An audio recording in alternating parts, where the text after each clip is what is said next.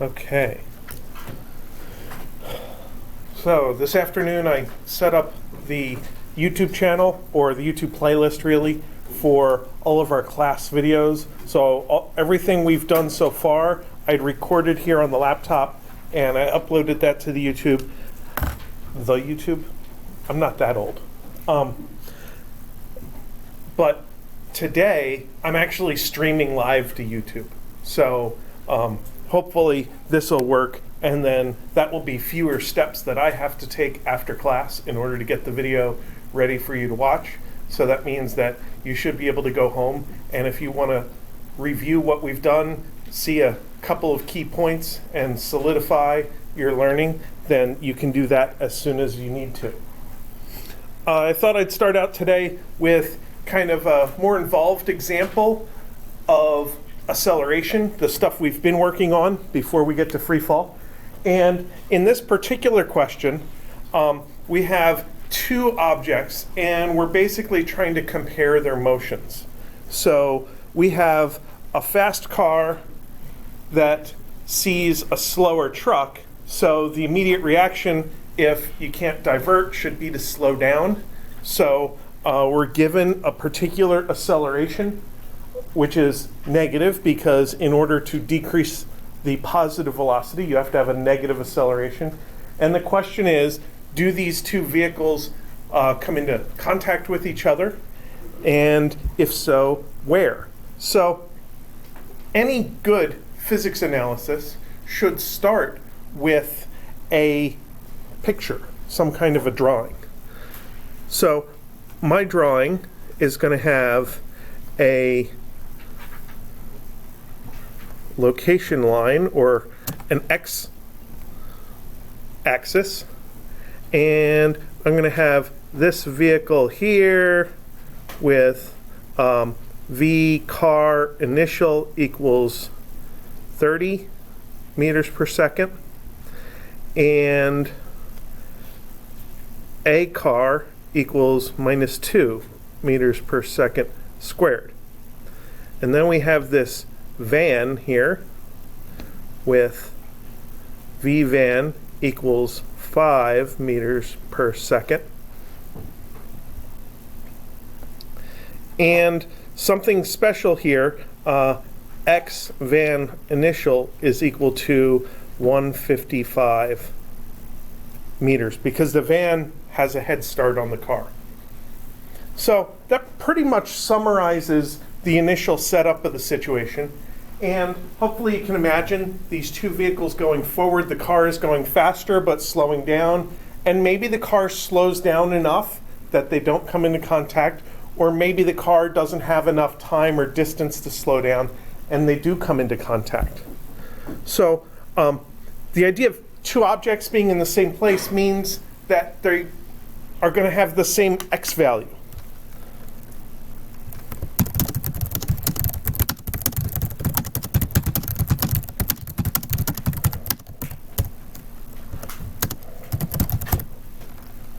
So the easiest way to do that is to try to figure out both of the x functions as functions of time so that we can mathematically compare them. And usually I have things set up to start from delta x is equal to v x initial delta t plus 1/2 ax delta t squared. But in this case, I actually want x as a function of time. So it makes sense to make this x minus x initial is equal to blah, blah, blah, which means x is equal to x initial plus vx initial t plus 1/2 ax t squared. And note, delta t equals t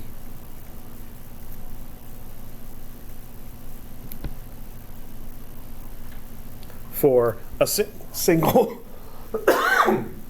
for a single stage process, for a single process. We don't have to worry about the distinction between delta t and t, because we only have t equals 0 at the beginning and some value of t at the end.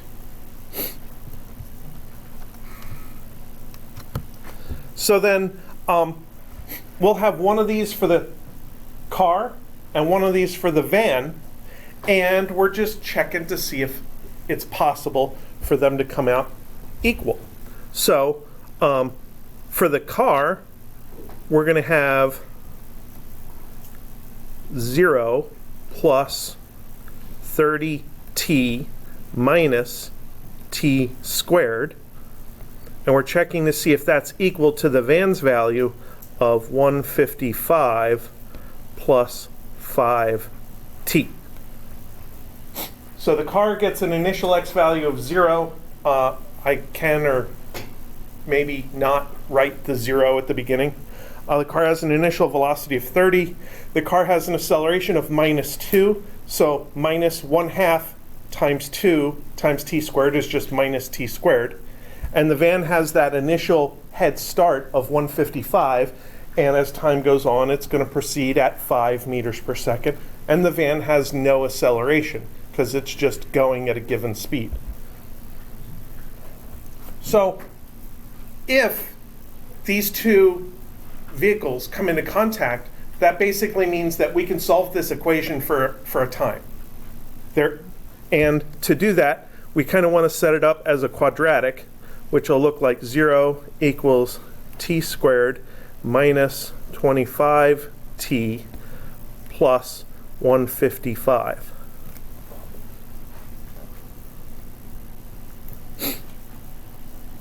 Now, something interesting about this, that has the same functional form as a single object's motion under constant acceleration, even though it's some mathematical equation in the middle of solving for two objects. So it makes sense to think about where we got to that function. We started out, at least I mentally started out, with the idea that x car is equal to x van, and then subtracted the x car from both sides. And that idea of subtracting the functions or the positions of two objects, whether you're talking about a single instant in time or comparing them at lots of instants in time, that idea happens a lot. So this is the idea of the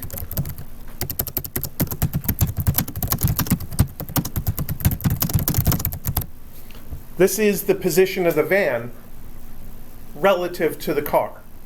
And at t equals 0, it has a value of 155. And it's going to initially decrease because if we look at that black polynomial there, the first derivative is negative 25 at t equals 0, which means it's going to start out by decreasing. And our question we're trying to answer is it going to decrease down to 0 or not? Is the van going to be at the car? And the functional form is x van relative to car is equal to x van relative to car initial plus v van relative to car initial t plus 1/2 a van relative to car t squared.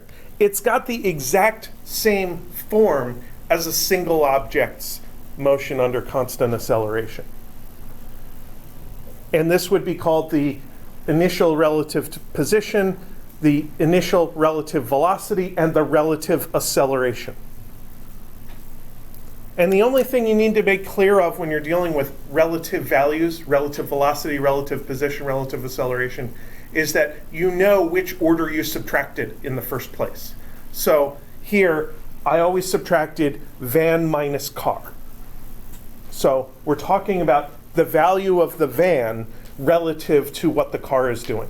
The velocity of the van relative to the car, the acceleration of the van relative to the car.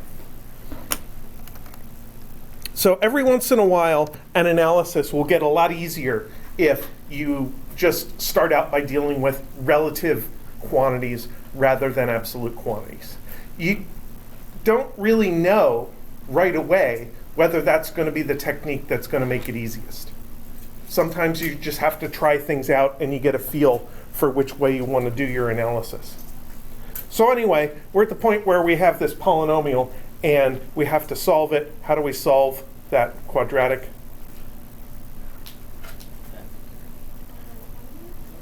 Probably using the quadratic formula.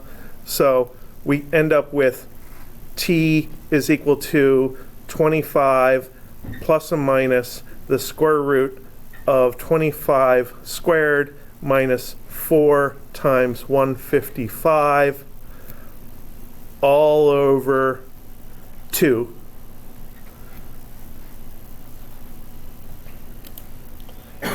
So if we do that out, we end up with two solutions because there's a plus or minus there. And the two solutions are 11.38 and 13.62. Of course, to get those values, I didn't actually type that into my calculator. I typed the equation into Wolfram Alpha and asked it to give me the answer. You should probably find out the easiest way to solve quadratic equations in your calculator. And watch a little tutorial YouTube on setting that up and make sure that you're ready to do that, because you won't have the internet available to you as a resource during the exam. And being able to solve an equation like that without having to waste your time writing out the entire quadratic formula is probably pretty useful. If you happen to have the higher up TI-89 or Inspire calculators, it's really easy to do. You basically type the equation and ask it to solve it. And I don't know the syntax for doing it, but there's a syntax. If you have the TI-83 or 4, there's ways to do it, but I don't know them. You'll have to look it up. So anyway,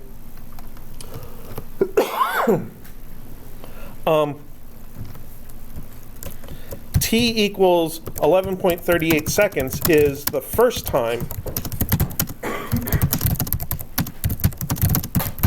when the car hits the van. After that, our entire model breaks down, because once the car hits the van, that rhymes almost with something else. Anyway, it's all over.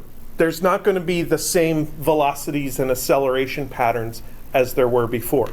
So we don't even need to worry about the 13.62. That's not of concern to us, just the 11.38.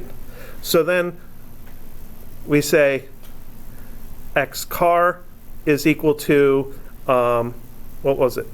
30 times 11.38 minus 1/2 times 2 times 11.38 squared.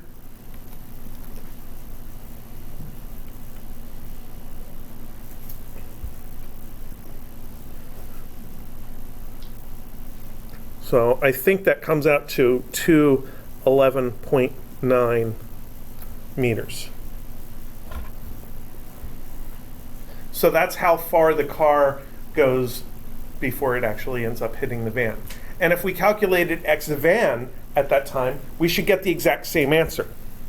So x van is 5 times 11.38 plus 155, better also equal to 11.9 meters.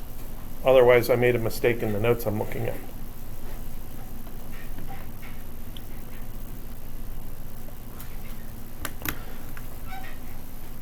So that's one version of the analysis. And the original question out of the back of a chapter here was if they did come into contact, where, how far into the tunnel was it? And if not, what is the distance of closest approach? So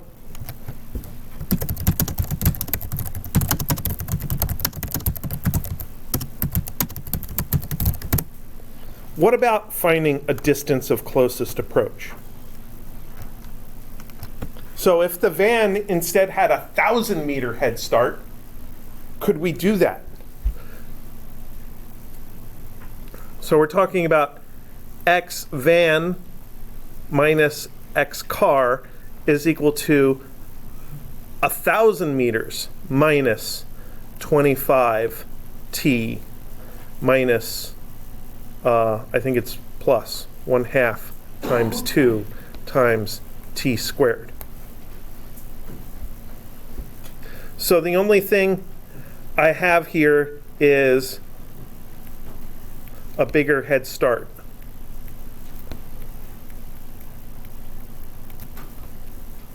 So when we go to solve that, what we're going to find is that in the process of running the quadratic formula, we're trying to take the square root of a negative. And unless you're doing complex numbers, you don't get to do that. Now, it is perfectly valid to deal with complex numbers. Occasionally, we might have to do it. But not right now.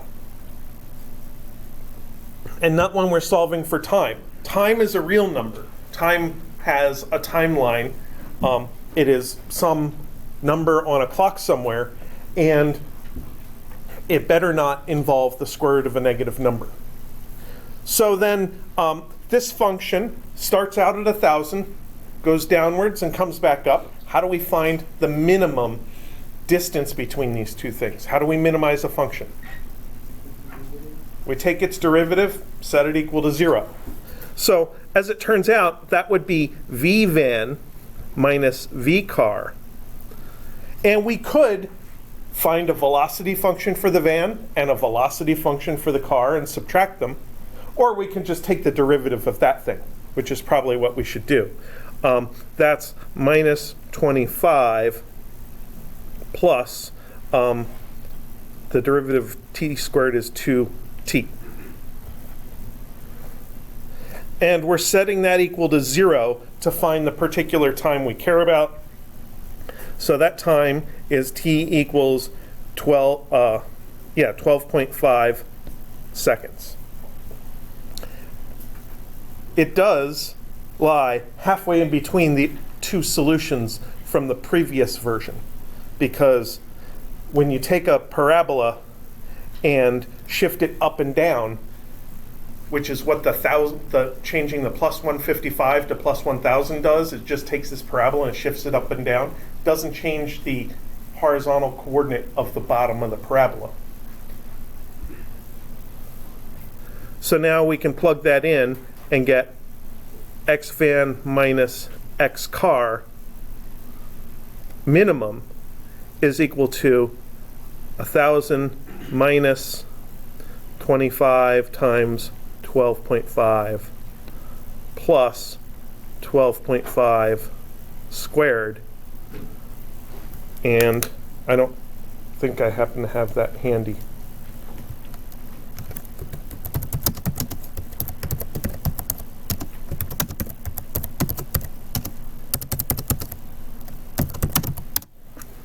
$843.8.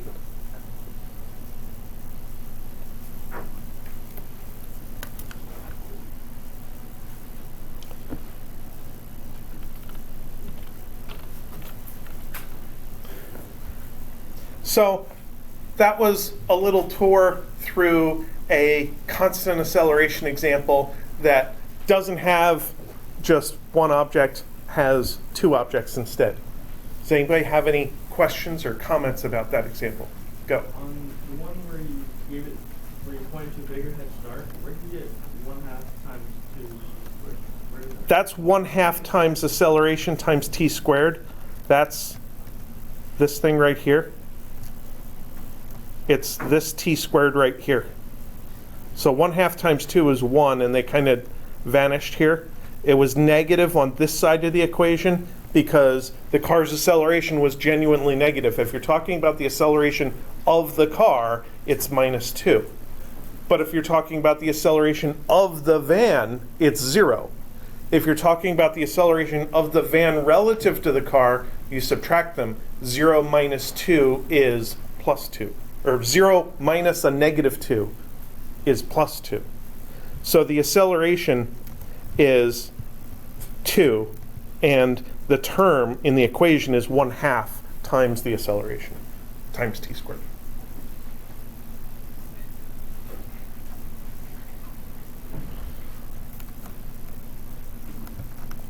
All right, anything else? So now we have free fall.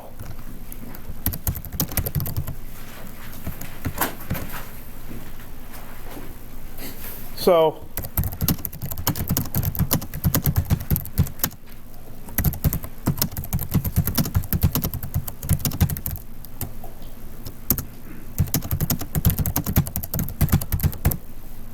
I want to give kind of a definition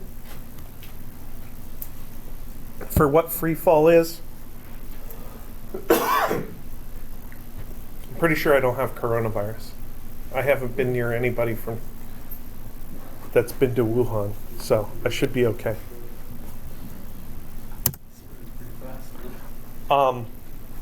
Yeah, the 2019 NCOV, as it's abbreviated, is on an exponential growth phase. And is there anybody here in environmental science or any kind of biology or anything? No environmental science? So anytime you have a population that has not used up its resources, it's initially going to grow exponentially until it starts to run out of some resources or there's some competition between individuals in the population. So eventually, this virus will either be contained, which is a change in the entire situation, or it'll run out of resources, as in it'll run out of people to infect, because everybody will already be sick. So we'll see what makes the exponential growth slow down. But I looked at it, and it's at like 6,000 and some odd cases now, and it's still growing exponentially. Yeah? Do you believe if you drink a Corona, it'll help you? I did read that alcohol kills it, which I think what they meant was using hand sanitizer is an effective precaution. I'm pretty sure that's what they were trying to say. I don't believe that the alcohol level in beer is really good for that kind of thing. You leave a beer out, it's going to grow funky stuff. So I don't believe it has antiseptic properties. For sure. Yeah. But apparently there's also this Russian, like, I don't know whether it's a candy bar or a granola bar or something, but its name is also Corona. So somebody posted a picture of a Corona and a Corona bar and like a graph of the coronavirus trend and said that everything's happening all at once or something like that. So there is one thing that I keep thinking of, and that is one of my physics professors said that one thing that's true of all exponential growth in nature is it can't keep growing exponentially forever, because you can't have more than a certain amount of population infected with the disease. And that's true of pretty much any exponential growth. So it's got to tail off eventually. The question is, when's that going to happen? I just figure I'm going to stop at the store and get my dust masks now, because they're starting to sell out.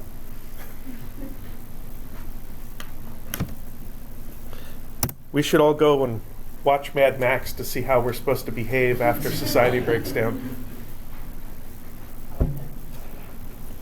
All of them are interesting. So anyway, we have some more mundane things to deal with, which does not involve exponential growth. It involves parabolic growth of velocity, because when you drop something, it goes faster and faster and faster as it falls. I want to start out by mentioning what free fall is not. So if I have a piece of paper. I don't want to use that one, it has writing on it. So if I drop a piece of paper, it is not in free fall because it's so spread out that the air is a major influence on it. But I can get rid of the influence of air, at least to a large extent, just by crushing it up. And then the paper does engage in free fall. And then I can compare the fall of this to the fall of something else. No, that's not what I want to use. An umbrella. I can use that without breaking it, I think.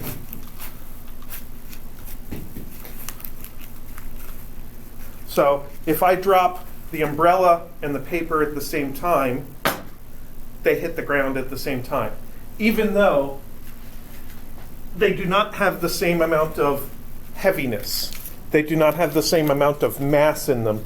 The paper moves around much more easily than the umbrella does. So,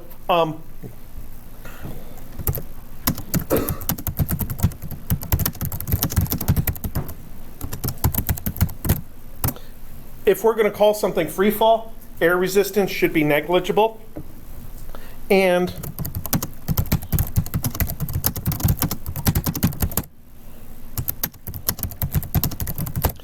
the fact about free fall that we're going to use is that all objects behave the same way in free fall.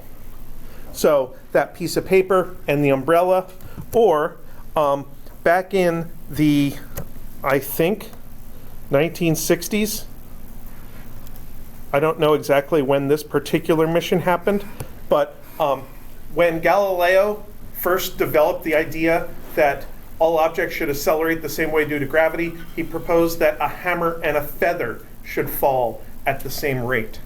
And it was very difficult to perform that kind of experiment. We could eventually create large vacuum chambers with no air in them and drop the hammer and the feather at the same time, but that seems weird. Instead, we did the experiment on the moon. Yes, we actually sent people to the moon. That's not a conspiracy theory. And while they were there, they recorded this movie turned video. In my left hand, I have a feather. In my right hand, a hammer. And I guess one of the reasons we got here today was because of a gentleman named Galileo a long time ago who made a rather significant discovery about falling objects in gravity fields. And we thought that where would be a better place to confirm his findings than on the moon. And so we thought we'd try it here for you. And the feather happens to be appropriately a falcon feather for a falcon. And I'll drop the two of them here, and hopefully they'll hit the ground at the same time. How about that? Mr. Galileo was correct in his findings. So, I love that reaction. Well, how about that? The people we used as astronauts, especially in the early days, were all military pilots. So they were all very down-to-earth people. And sometimes the way that they spoke about things was both, distant and emotionless, and at the same time, it was very blue-collar. So listening to or reading the transcripts of moon landings and early astronauts is sometimes kind of funny. So we do know that things do not fall with constant velocity. If you fall from 6 inches above the floor because you fell off a step, that's one thing. If you fall off a desk or a bed, that's another thing. If you fall off the roof of a building, that's a completely different matter. So we know that the speed of falling increases with the distance that you fell, and also with the amount of time that you're in the air. And that just screams for the idea of acceleration. And that's what's true about free fall. The magnitude of acceleration is some number we call g, which is 9.8 meters per second squared. And I'm specifically putting the absolute value bars around the acceleration to stress that I'm talking about the magnitude or the positive value of this quantity. Usually, we set up a coordinate system that might look like x direction and y direction, and in that case, a sub y would be minus g, which is minus 9.8 meters per second squared. So when we want to talk about a quantity that has direction, we use a subscript that corresponds to the direction we're thinking of. And that a subscript y means how up is the acceleration due to gravity in this case. And the answer to that is it's not up, it's down. It's the opposite of up, so we make it a negative number. And the strength of that acceleration is 9.8 meters per second squared.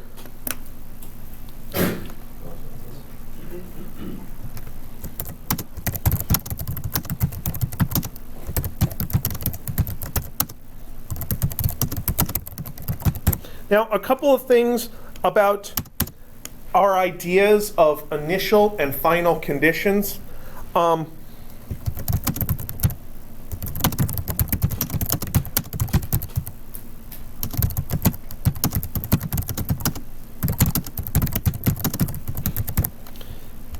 When we analyze free fall, we often talk about the initial velocity of an object in free fall. And in that case, the initial velocity is not the velocity the object had before you threw it.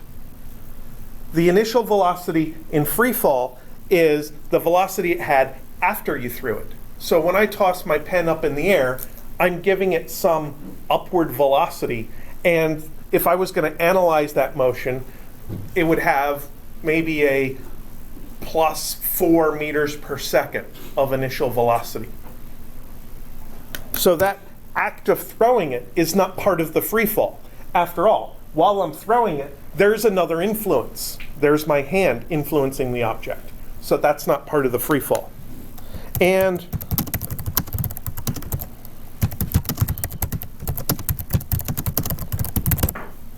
at the end of free fall, you catch an object or it lands or something like that. So that process of being caught or crashing is not part of the free fall. So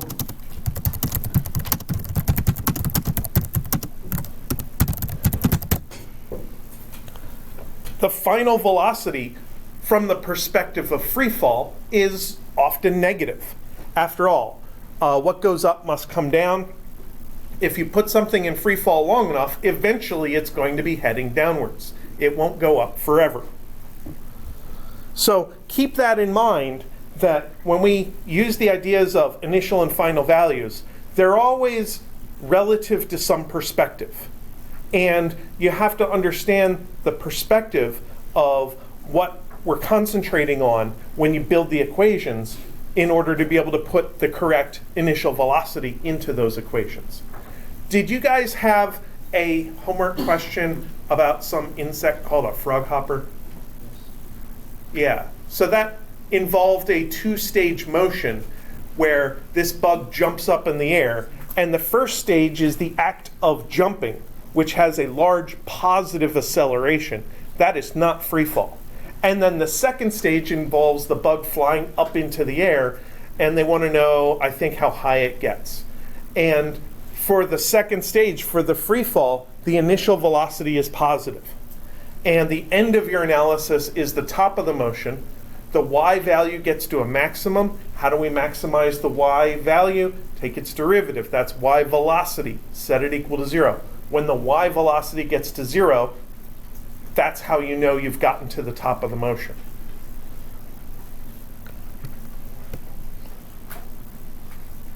So let's do some nice, simple examples.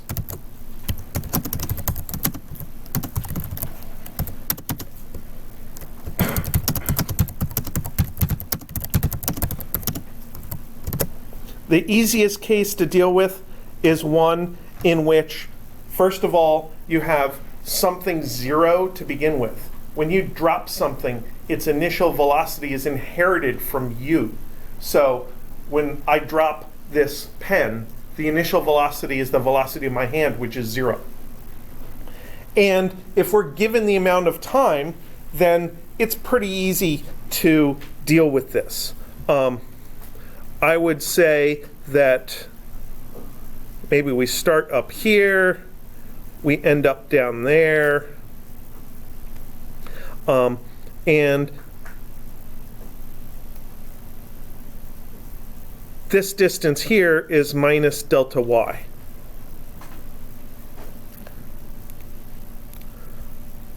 Why don't I just go like that? Yeah.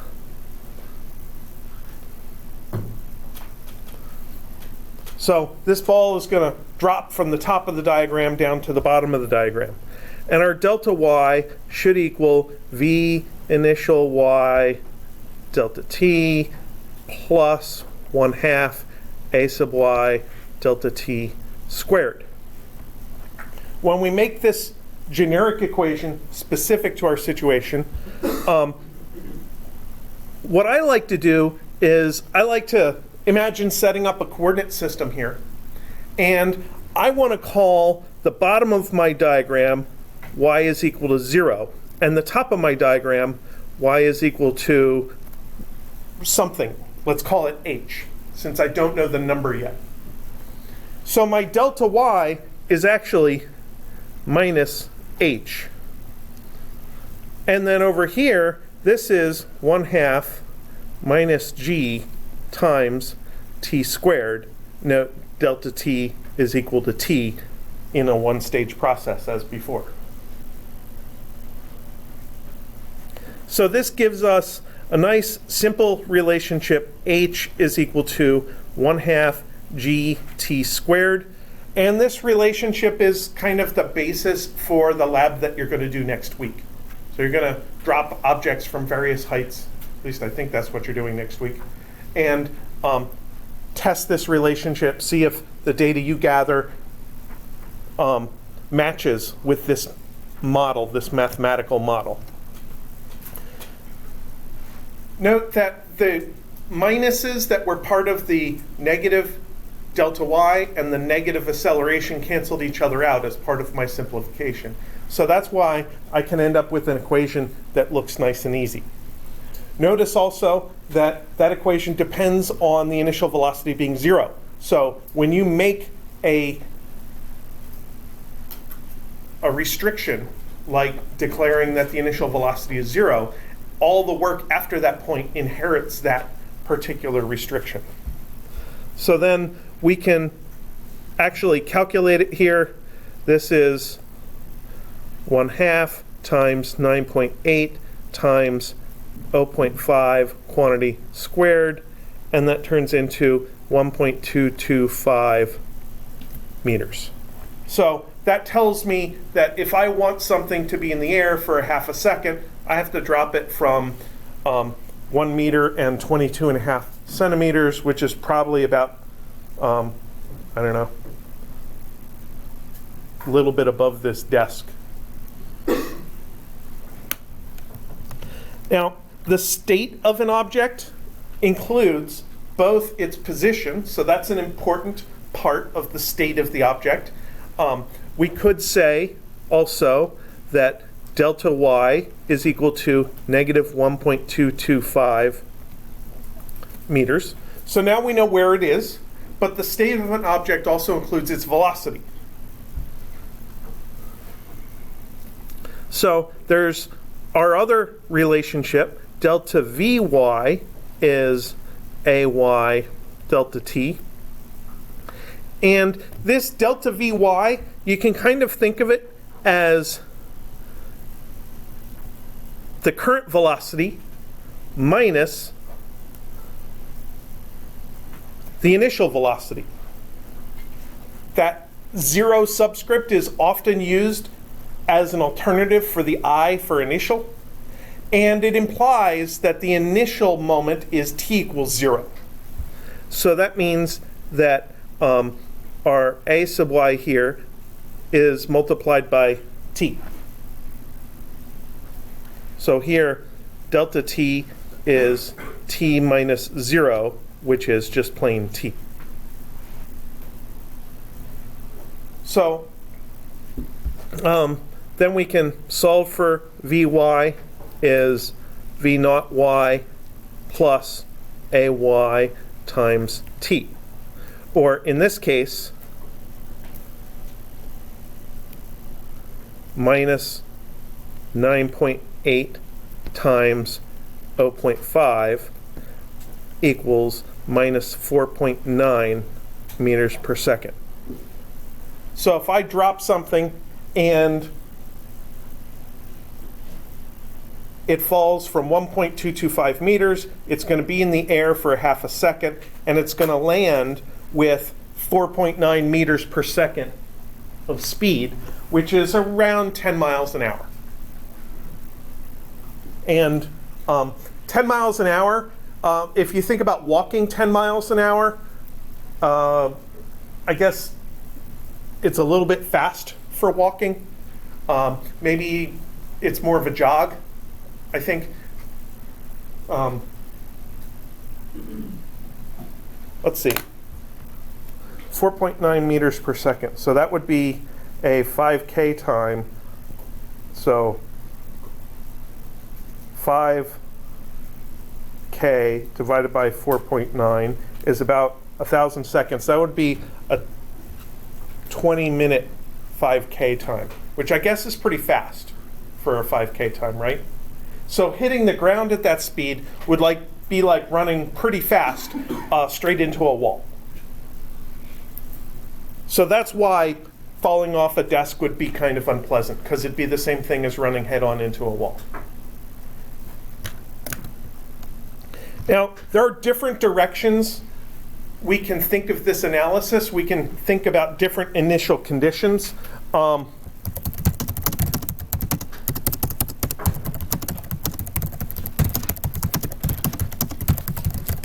So what if we drop this thing from 2 meters instead?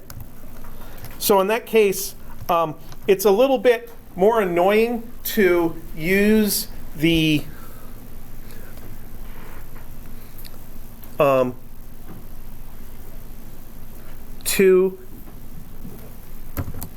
well, actually, it's not more annoying, because if we start with, I don't know where I was going with my thinking. Height is 1/2 gt squared. Then we have 2 is equal to 1/2 times 9.8 times t squared, which tells me that t is 2 times 2 over 9.8 with a square root. So multiply the 2 from the 1/2 over to the other side to get 2 times 2. Divide the 9.8 to get over 9.8. That would leave me with t squared, so take a square root, and I'm done. So then, I don't have that handy, so I will type it in here. Square root of 4 over 9.8, close parentheses, equals 0.639, 0.639 seconds. Note that we're in the air for a little bit more time than before, because we were only in the air for a half a second before, and now it's closer to 2/3 of a second. But that's because we're going from more height. And then we can say that Vy is equal to V naught y minus gt equals minus 9.8 times 0.639 equals times 9.8 equals 6.26, negative 6.26 meters per second. So this object drop from a higher height is going to hit the ground harder. It's going to be going faster when it hits the ground.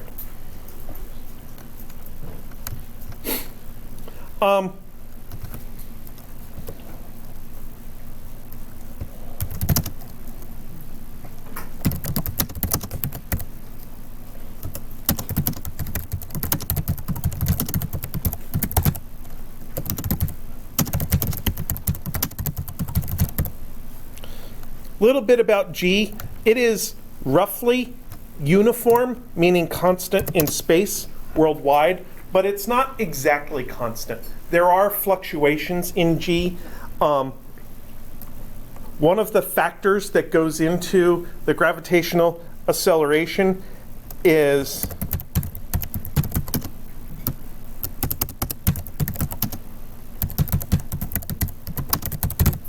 the fact that we are on a spinning planet, so there is some centripetal acceleration due to circular motion that we're going to study a little bit. And from our perspective, we don't really feel the fact that we're rotating. So what we notice is that gravity is a tiny bit less than what we expect. I think that comes out to around like 0.03. So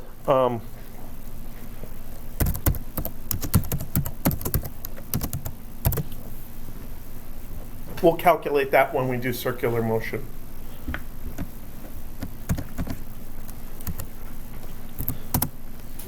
And then there is there are variations in elevation. If we do the easiest method of calculating this little g using Newtonian gravity, which we'll do later on in the semester, one of the factors that's important is distance to the center of Earth. And depending on your elevation, we're at different distances to the center of Earth. And a third factor that changes G is the idea that Earth is not really a uniform density. If you are over top of a uranium mine, then there's lots of heavy stuff very close to you underground. That's going to make G a little bit stronger.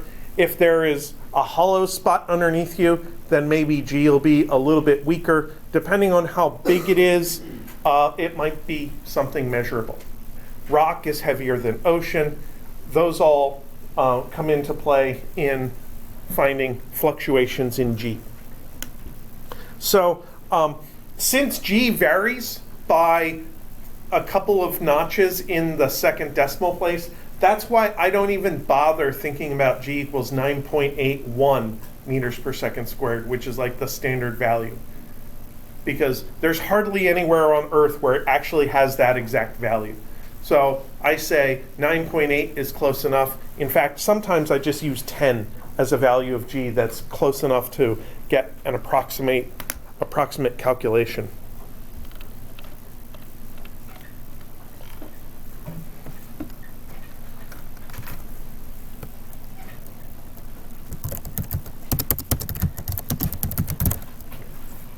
So let's take a quick look at the process of launching something upward. So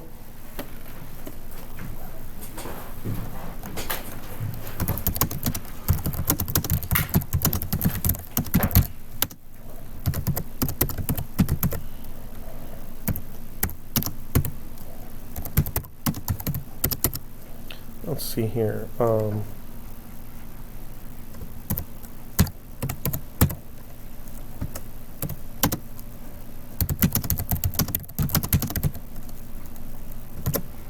Let's say we launch a ball upward with an initial velocity of 4.9 meters per second, and we want to know how high it goes. So the easiest thing to do is to start out by thinking about Vy is V initial y plus A y times t. So that's an equation that's based off our delta Vy is acceleration times time. But this time we're going to have, it's going to equal 0 at the top. And this is going to be 4.9 minus 9.8 times t. And if we solve for t, we get t equals 0.5 seconds. That seems a little bit familiar. That's very similar to the first dropping the ball example I did, where I dropped the ball and it was in the air for 0.5 seconds. So now let's take a look at y is y initial plus v initial yt plus 1/2 a y t squared.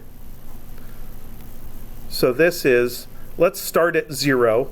Let's start at y equals 0, plus 4.9 times 0.5 minus 1/2 times 9.8 times 0.5 squared. So this is 2.45 minus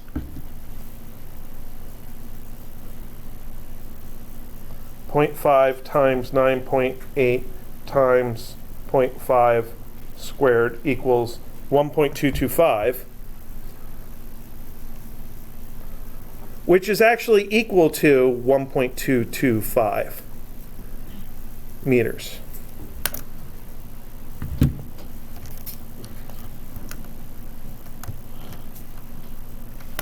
So,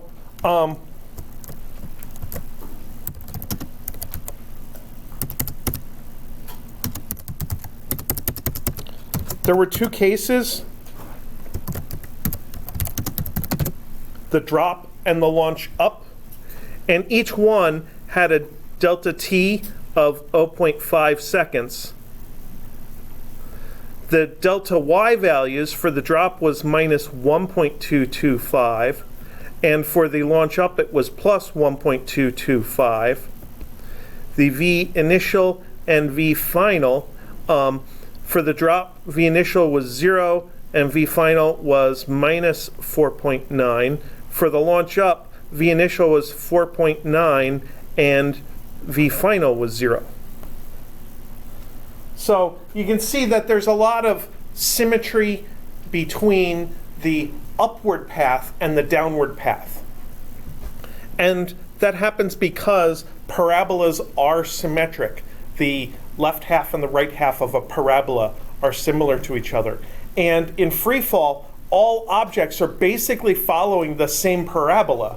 It's just shifted around a little bit in time and in space. But they all have the same curvature. They all have that same acceleration of 9.8 meters per second squared. So they're all downward facing parabolas with a peak somewhere, and the only difference is exactly where do the parabolas start.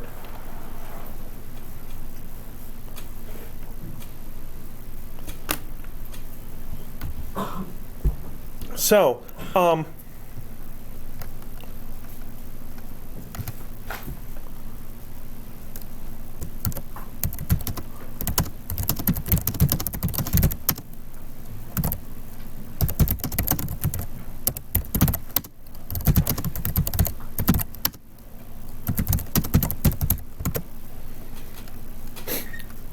let's take a look at one other angle to look at this analysis. We're going to launch something with speed, so we're going to have v iy is 4.9 meters per second. And then we'll do two cases. We'll do delta y equals 0. That is, you throw something upwards and then catch it at the same height from where you threw it. So initial y equals final y.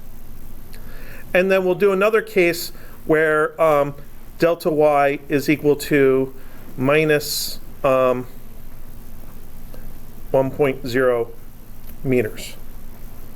So this other case I'll do in a different color so we can distinguish them.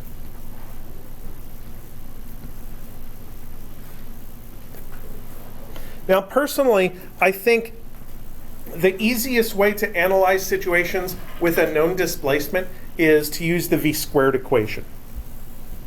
So that equation is v final squared is v initial squared plus 2 times acceleration times the displacement. The equation is on the equation sheet. So let's apply it to these two different cases. In the first case, we get v final y squared is equal to 4.9 squared plus 0. It turns out to be really easy to run this equation when your starting point and your ending point are the same thing. So that means that v final y is plus or minus 4.9 meters per second. And we have to choose whether we want this result to be plus 4.9 or minus 4.9 based off of our physics knowledge of the situation. Now, when you throw an object up into the air, if it comes back down to you, it must be heading down at the moment it hit you. So we have a nice logical reason for choosing v final y is equal to minus 4.9 meters per second. Now, is it possible to have a free fall where the final velocity is positive?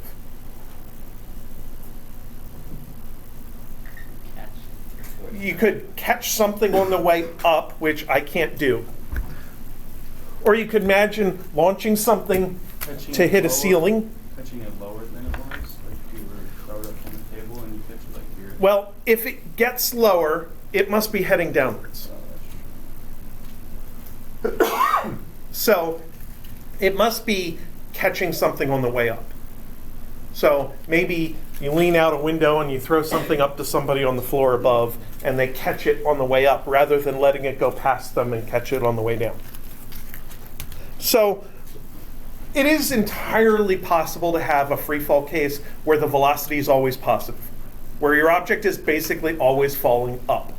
But usually when you're analyzing free fall, the final velocity is going to end up being negative. If you allow time to go on long enough, eventually the object will go downwards. Now, in the other case, we would have v final y squared is equal to 4.9 squared plus 2 times negative 9.8 times negative 1. Both the acceleration and the delta y are negative in this case, which means this is going to be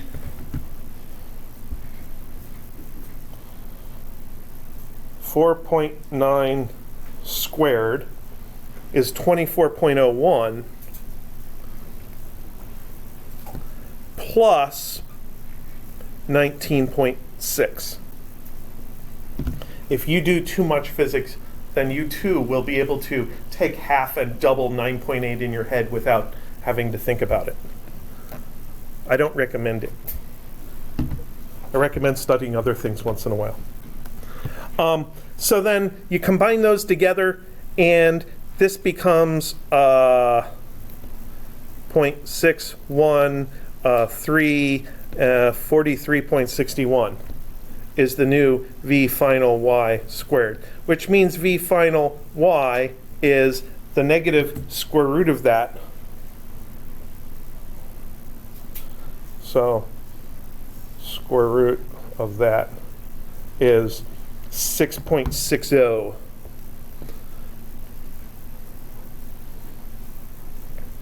meters per second.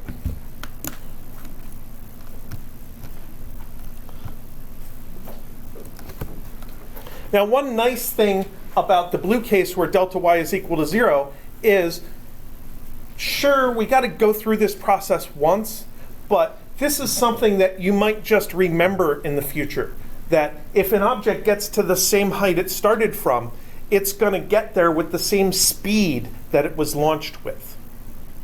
It was launched with 4.9, and it gets back to the same height with 4.9 meters per second of speed. It's just moving downwards now. But if the launch and landing are not at the same height, then the speed's going to be different.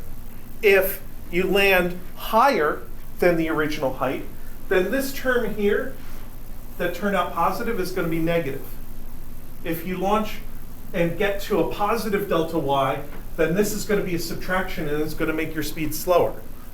In this case, we launched to a negative delta y, so we threw something up in the air off of a roof and then down onto the ground way below where we started, and it lands faster than what we launched it with. But in order to find the exact value, we're going to have to calculate. To find the air time, I would use delta Vy is equal to Ay delta T. So in this case, I would have minus 4.9 is my final, minus initial is 4.9, is equal to 9.8, negative 9.8 delta T. And this is what tells me delta T is equal to 1.0 seconds. So when I'm filling in a delta value in an equation, I often just write it symbolically, still using the delta notation, because then I don't have to write very much.